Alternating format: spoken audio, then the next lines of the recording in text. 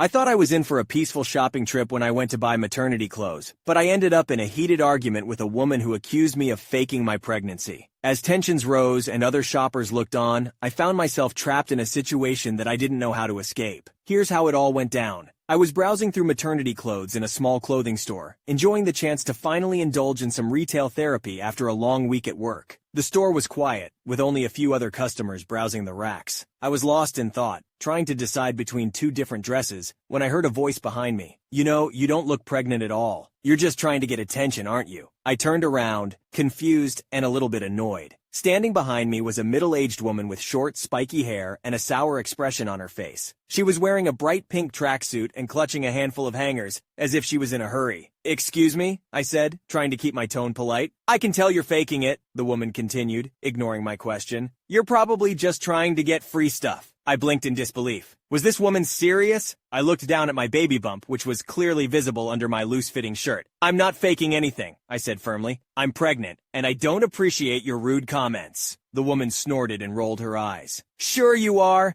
I bet you're not even really pregnant. You're just trying to scam people for attention." I felt my blood boiling. Who did this woman think she was, accusing me of something like that? I took a deep breath and tried to keep my cool. "I'm not scamming anyone," I said, my voice shaking slightly. "I came here to buy some clothes for myself and my baby. If you don't have anything nice to say, please keep it to yourself." The woman scowled at me and stormed off, muttering under her breath. I watched her go, feeling angry and humiliated. Why did people feel the need to be so rude and judgmental? I took a deep breath and tried to focus on the task at hand. I needed to find some clothes for myself and my baby, and I wasn't going to let one unpleasant encounter ruin my day. As I continued to browse through the maternity clothes, I couldn't shake off the feeling of discomfort that the woman's comments had left me with. I had never been accused of faking my pregnancy before, and the experience left me shaken. I was lost in thought when I heard the woman's voice once again. "Excuse me, miss," she said, clearing her throat. "I think you have my dress." I turned around, confused. "What do you mean?" I asked. "The dress you're holding," the woman said, pointing at the hanger in my hand. "That's mine. I saw it first." I looked down at the hanger in my hand and realized that it was indeed the same dress that the woman had been clutching earlier. I had picked it up absent-mindedly, without realizing that someone else wanted it. "I'm sorry," I said, handing her the hanger. "I didn't realize it was yours." The woman snatched the hanger from my hand and glared at me. "You should be sorry," she said. "You're lucky I don't call the police on you for theft." I felt a surge of anger rise up in me. "I didn't steal anything," I said, my voice rising. "I made an honest mistake. You don't have to be so aggressive about it." The woman stepped closer to me, her face contorted with fury. "Don't you dare talk to me like that," she said, jabbing a finger in my face. "You're a liar and a thief, and I won't let you get away with it." I felt my heart racing as the woman continued to yell at me. Other shoppers had started to notice the commotion, and a few of them were staring in our direction. I tried to calm the woman down, but she was beyond reason. "You're just trying to get attention," she spat at me. "You're not really pregnant. You're just trying to scam people for free stuff." I felt a wave of nausea wash over me. This woman was relentless, and I didn't know how to make her stop. I tried to walk away, but she followed me, still hurling insults and accusations. "You're a liar," she yelled. "You're a thief. You're a scammer. I won't let you get away with this." I felt tears stinging my eyes as I realized that I was completely trapped.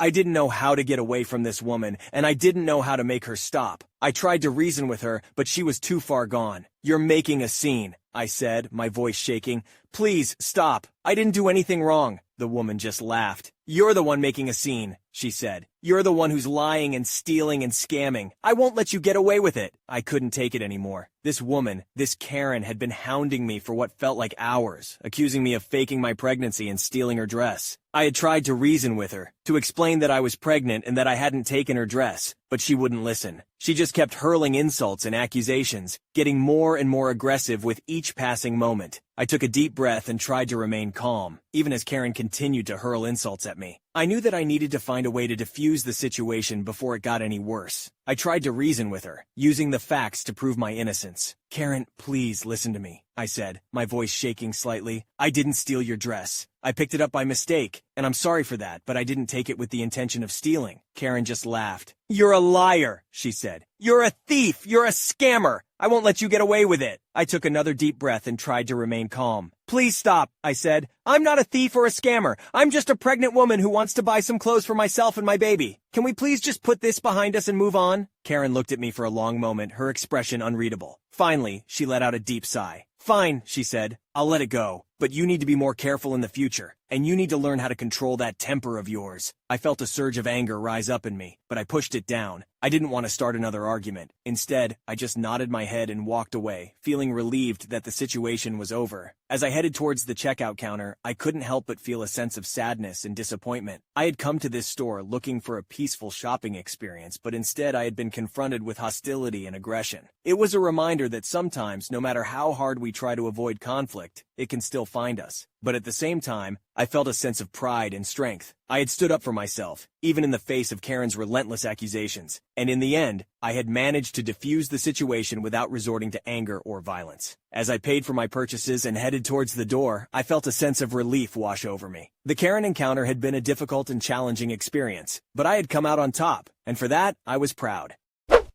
Karen really got what she deserved in the end. It's so frustrating when people like her make baseless accusations and refuse to listen to reason, but I'm glad that she was able to stay calm and eventually prove her innocence.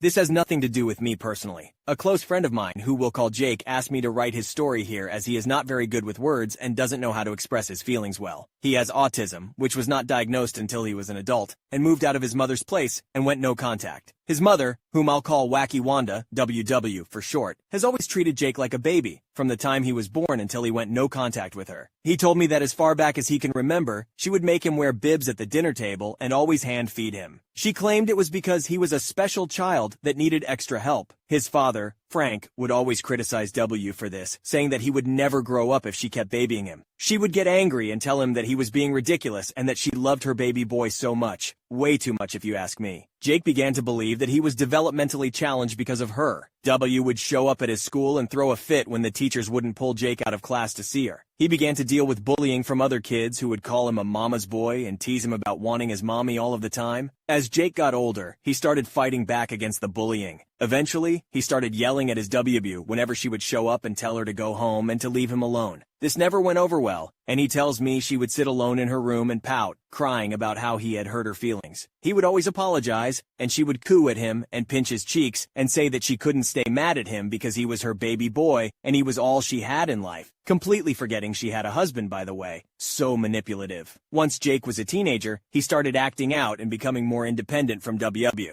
Not all autistic people are built the same, and Jake is quite handsome. He rebelled by getting his dad to let him get tattoos, smoking cigarettes and pot, and hanging out with the goth morbid crowd in high school. He listened to heavy metal music and wore a leather jacket, eyeliner, and black nail polish. His black hair was always cropped short and he smoothed it back with gel. Even without makeup, he was very good looking, and from the pictures I saw, I would turn my head to check him out. This gave him an ego boost. WW hated Jake's style and said it made him look like a clown, and that his beautiful skin was too precious to destroy with tattoos and makeup. She threw away his clothes more than once, replacing them with clothes that she approved of. Frank would always take Jake to the mall so he could buy new ones, and Jake took pleasure out of throwing away the clothes W gave him. She would still make them eat dinner at the table every night. She was one of those women who was very traditional about family dinner. They always sat down, and she put a bib on Jake and hand-fed him his meal until he was finished. She would even wipe his face if he got anything on it. Jake noticed that whenever she did this, she would side-eye Frank with a smirk, like she wanted him to be jealous or something. Weird. The last time they ate together as a family, as soon as Jake sat down, she pulled out the bib. He tried to ask her not to do this as he was 16 and fully capable of feeding himself. She chastised him and told him to do as he was told. The bibs were too small and wouldn't even fit around his neck. He tried to tell her this, but she would just sit it on his chest, then start hand-feeding him by making airplane noises. Jake tore the bib off and told her enough was enough. He was 16 years old and didn't need to be fed like a baby. WW got upset and started whining. Frank suddenly blew up and told her to stop her behavior because this was getting too creepy, even for him to tolerate. He tried to support her in her worry that her son was getting older and no longer needed her, but this was too much to take. Jake went to his room and didn't come out for the rest of the night. DW pouted and cried for more than a day in hopes of making Jake apologize for refusing her, but he refused. She realized she was losing the battle with keeping her son a baby forever. Time to amp up the craziness. Jake came home from school the next day and found WW in the kitchen dressed up in all black with black eyeliner and lipstick, and she even dyed her hair black. She had spiked bracelets and a choker. She looked ridiculous. How I wish I could have seen a picture of this because it sounded hilarious. Jake was shocked and asked her what she was doing. He noticed the shirt she was wearing was cut way too low, and he could see way more cleavage than he was comfortable with. She bounced over to him and asked him if he liked it. He was too shocked to respond with what he wanted to say and said, "Sure." For months after that, that was all WW would dress like. She would openly brag to her friends that Jake copied her style and she was so proud of him. She used to wear turtlenecks and mom jeans with slip-on shoes. She was the farthest thing from goth punk you can imagine. One night, Jake was asleep. She climbed into bed with him and tried to cuddle with him. He woke up and felt someone beside him. He turned around and saw WW. He freaked out and told her to get out of his room. She pouted and cried until Jake went to leave. He noticed his door was locked, and he had to unlock it to get out. He had to lock himself in the bathroom, and she sat outside the door, begging him to come back with her. Jake shouted at her that she didn't sneak into his room, and that it wasn't okay, and it was weird she did this with the door locked. She screamed that that was how mommies show their love, until Frank came out of their room to yell at her for the way she was acting, and that it was creepy for a mother to want to cuddle her 16-year-old son with the door locked. She screamed that he didn't understand the bond she and Jake had, and that he was jealous. Jake screamed that they had no bond. WW cried, and Frank shouted at her to move away from the door, or he would do something he might regret later. He took Jake, and they went to sleep at a motel for the night. Jake told his dad everything that happened. Frank finally had enough. He couldn't stand the weird and creepy behavior from WW anymore. He filed for divorce and got custody of Jake, and WW was given visitation rights. W was mandated to attend parenting classes and therapy, and she actually went under the threat of losing any and all rights to her son, of course. But she staunchly refused to believe she had ever done anything wrong.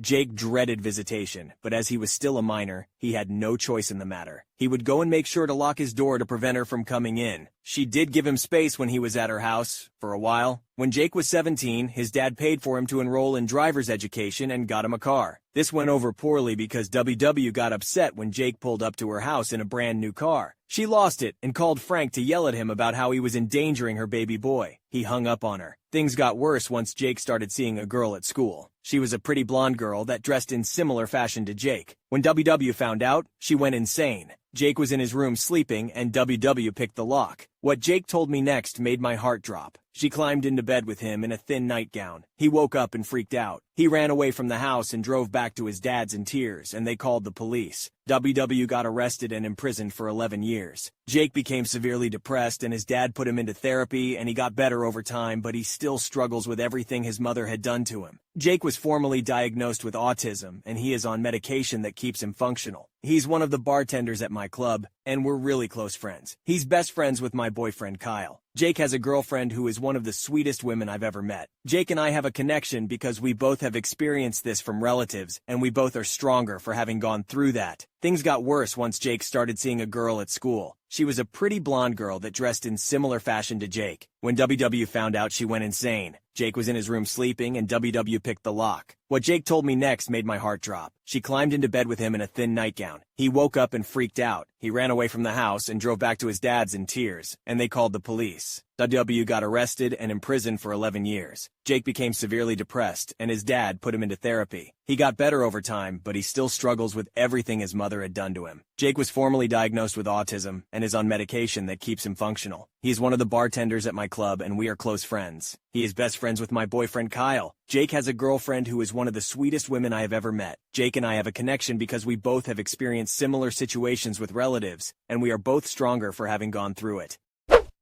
Poor Jake, dealing with all that from his own mother. And then she ends up in jail? Wow, glad he's doing better now and has a supportive girlfriend. We all need people like that in our lives. My ex-in-laws and my ex showed up at my job during the biggest event of the year. Every year at my job, there is a Christmas-themed party. The dancers dress up as sexy elves, my boss dresses up as Santa, the bartenders dress up as reindeer, and the bouncers dress up as snowmen. The place is beautifully decorated as a winter wonderland with a huge throne for my boss to sit on and custom poles for the dancers to dance around him. It's a huge thing at my job, and it is always one of the highest-grossing nights of the year. It's advertised all over town that people can come, get their pictures taken with us, sit on Santa's lap, and enjoy a fun evening with custom Christmas music made by a DJ. We even have Christmas-themed drinks. I was excited for it because I started working there this year, so it was my first time being part of this event. I was dancing that evening, so I was dressed up as a sexy elf. I was feeling great. It was pretty late into the evening, around midnight, when this incident took place. I was dancing on stage when, out of nowhere, I heard the shrieking sound of my ex-Mill crying. I turned around, and there they were. X-Mill, X-File, and Bill, my ex. X-Mill was slapping at Bill's arm and pointing at me. I couldn't make out what she was saying over the music. All I could hear was the shrill sound of her voice. I started looking around for Kyle, my boyfriend. I couldn't see him, but I did see other bouncers, so I waved at them, trying to get their attention. We have a special wave that when a bouncer sees it, they know to come running. Bill came to the stage and started shouting at me while the men around him were waving cash at me. He told me to come down and to come with him, that I was bringing shame to his family. I ignored him. I saw a couple bouncers heading for us, so I kept dancing, believing I was saved. That was the protocol. Call the bouncer and keep working to avoid making a scene. Then I felt someone grab my ankle and pull. In my panic, I fell and let out a scream. I looked up and it was Bill. He had pulled himself onto the stage and grabbed me. I started kicking at him with my other foot until the bouncers finally got there and pulled him away from me. I felt someone else grab me, and I screamed again, but when I looked up, I saw it was Kyle. Bill and my ex-in-laws were taken into the office, while I was taken backstage to ride out the panic attack. Kyle held me until I calmed down. The police were called, and I got to watch as Bill was forced into the back of a police cruiser in handcuffs. He's being charged with public disturbance, assault, and trespassing. My boss was talking to my ex-in-laws, telling them not to come back and warn them the police would be called if they did. Despite how angry he was, my boss was pretty calm and polite. I then heard X-Mill shouting about how she was going to take me to court to take my children away from me because a godless person like me wasn't fit to be a mother. I couldn't take hearing that, and I rushed at her. Kyle had to grab me and stop me, but I was screaming at her that she was a psychopath and she would never get her hands on my kids again, that she had raised a lying, cheating, emotionally abusive person. She raised a hand to slap me, but the bouncers and police got between us. She and ex-Phil got into their car and drove off after being threatened with arrest. After calm had been restored, we all went back inside and resumed the party. I made good money that night. Even Samantha, my job's entitled gossip, couldn't deny what Bill and my ex-in-laws did was crazy. Over the weekend, I got a call from someone claiming to be Bill's ex-girlfriend, the one he cheated on me with. I asked her how she got my number and she said she had her ways. She said she decided to call me after Bill called her begging to get bailed out. She told me that during their relationship, ex-Mill treated her poorly and compared me and her a lot and always acted like she wasn't good enough. She was relieved when they went to Greece, believing her and Bill's relationship could be salvaged at that point, but she was wrong. Bill would also talk about me a lot, and she was always crying about being compared to his ex. When I got the job at the club, his behavior became more erratic. She told me that she confronted him after he was thrown out of the club because word travels fast, and she heard about the whole thing. He got angry and slapped her, then threw her out of his house. She got him arrested, and he was fired from his job as a result. I thanked her for the information and promptly told her never to call me again. She asked me why, and I told her that she had no issue cheating with Bill and hurting his wife and kids, and that she was only calling me to get back at him for what he's done to her. I hung up and blocked her. I plan to go file for a restraining order today, but now I am armed with more information that will make the process so much easier and go so much faster. Wow, what a crazy story. I can't even imagine having to deal with all of that drama during a work event. Glad to hear that justice was served and that the ex-in-laws won't be causing any more trouble. And good for you for taking control of the situation and getting a restraining order.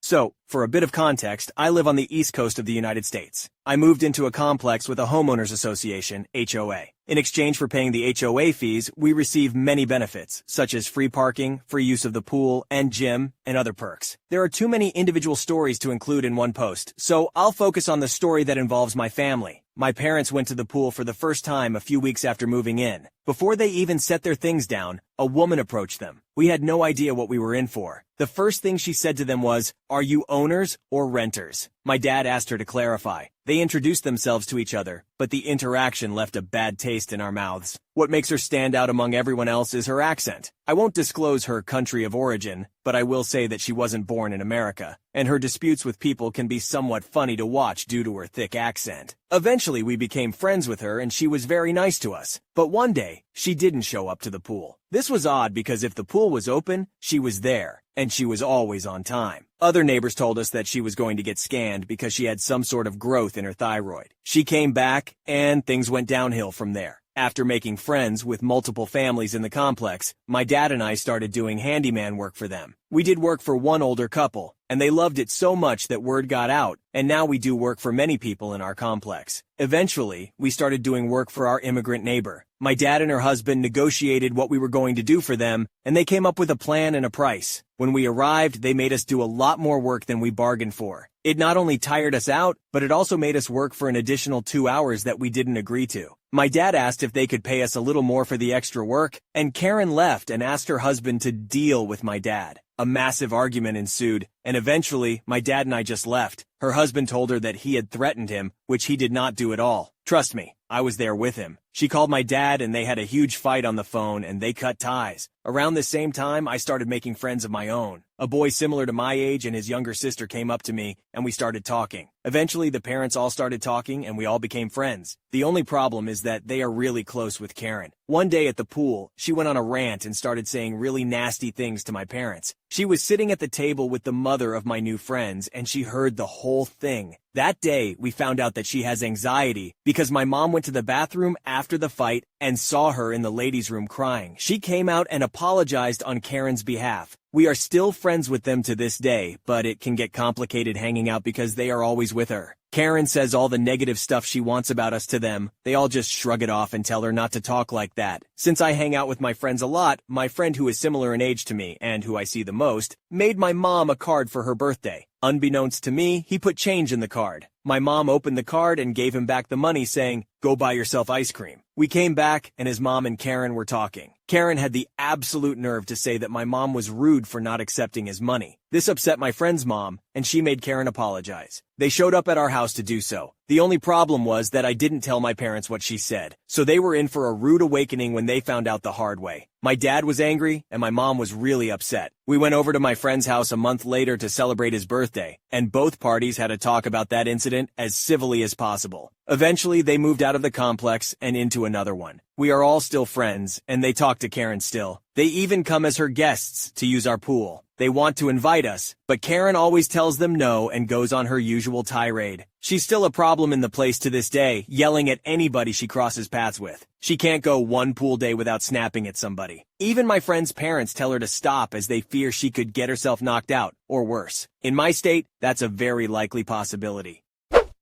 Karen sounds like a real piece of work. It's crazy how one bad apple can really ruin the vibe of a whole community. But on the bright side, it's awesome to hear that them and their family were able to make some great friends despite all the drama. Here's to hoping Karen finds some peace and stops causing trouble for everyone else.